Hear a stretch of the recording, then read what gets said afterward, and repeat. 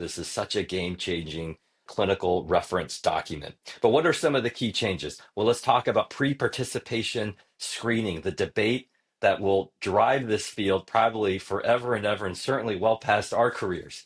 And we certainly don't answer the debate and tell you that there's a definitive right answer. But what we do acknowledge is that there's certainly an amount of science that's evolved over the last 10 years, which has told us that the inclusion of a pre-participation ECG to an asymptomatic athlete, in addition to a well-performed history and physical, actually does improve the sensitivity of picking up conditions that may potentially increase the risk of a adverse cardiac outcome. Again, we don't have the data to really support that ECG screening saves lives. And I know Dr. Levine always wants to emphasize that important point, and it is true.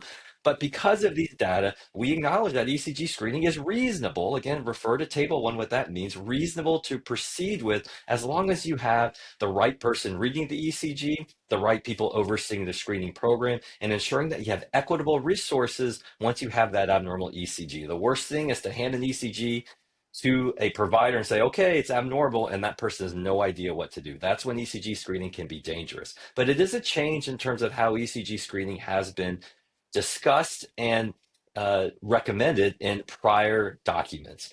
Genetic cardiomyopathies, this is the big one, right? So what's the key conclusion when you think about HCM, DCM, arrhythmogenic cardiomyopathy? There should no longer be a uniform mandate of disqualification. And by the way, this is consistent if you look at HCM guidelines that have evolved. So this is really playing catch up, but it is something major when you look at documents talking about clinical considerations for the competitive athlete. When we talk about myocarditis, the 3 to 6 month, totally made up based on animal data. I think rats, if I recall correctly, no human data. It's carried forth in guideline after guideline, consensus statement after consensus statement. There are some data to suggest, if you look at athletes recover from COVID-19, that perhaps the inflammation can resolve much sooner. And so what we state is that there can be a return sooner than 3 months as long as you ensure symptoms have resolved, myocardial inflammation has resolved, and there's no evidence of arrhythmia or inducible arrhythmia. So some data actually to support that change.